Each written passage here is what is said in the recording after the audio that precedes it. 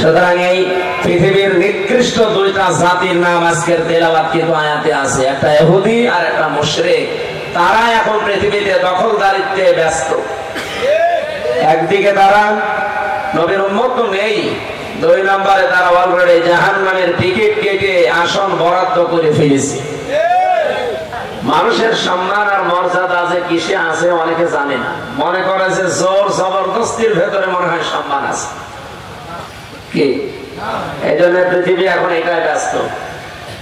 দেখেন জোর করে দখল করে নিচ্ছে গাজা, অথচ 1940 সালে এদেরকে আশ্রয় দিয়েছিল ফিলিস্তিনের মুসলমানেরা।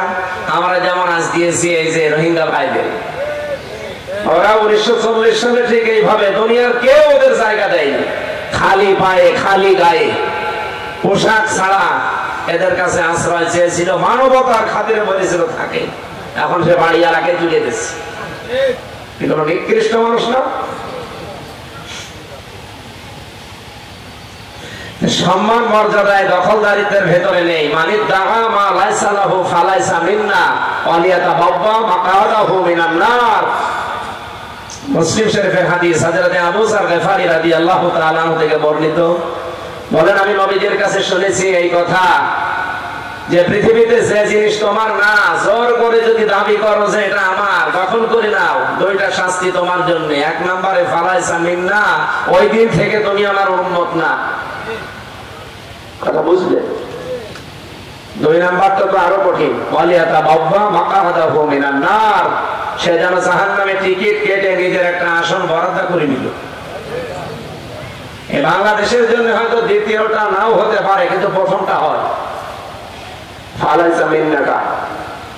আগস্টের 5 তারিখের পর থেকে আমরা বাংলাদেশে অনেকের চরিত্র ঠিক এটা দেখতে পেয়েছি, যে জিনিস যার না জোর করে দখল করে নিয়েছে। আপনাদের এই জেলায় মনে হয় এখনো শুরু হয়নি।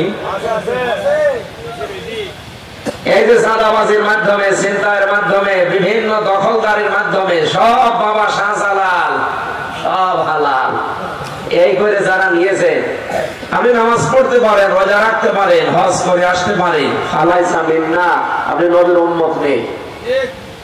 বলেন তো এই চরিত্রের মানুষ বাংলাদেশে দু একটা পাওয়া যাবে না? দুই নাম্বারটা তো কত কঠিন, ওয়ালিয়াতাবাব্বা মাকাদাহু মিনান নার, সে জাহান্নামে নিজের স্থান তৈরি করে নিল, যেটা ইসরায়েল অলরেডি তৈরি করে নিয়েছে। তারা দখলদারিত্ব করে অলরেডি এখন জাহান্নামী, তাদের জাহান্নামী বললে কোনো অসুবিধা নেই। দ্বিতীয় নম্বরে আমাদের পাশের দাদা বাবুরা, আমাদের পূর্বপুরুষ মুসলিম যারা, তারা বিভিন্ন জমি জায়গাগুলো দিয়েছিল ধর্মীয় প্রতিষ্ঠানের জন্য, তারা আজ নতুন করে ওয়াকফ আইন তৈরি করে ওগুলো সব নিয়ে নিচ্ছে দখলদারিত্বে। সুতরাং এই পৃথিবীর নিকৃষ্ট দুইটা জাতির নাম আজকের তেলাওয়াত কিন্তু আয়াতে আছে, একটা ইহুদি আর একটা মুশরিক। তারা এখন পৃথিবীতে দখলদারিত্বে ব্যস্ত।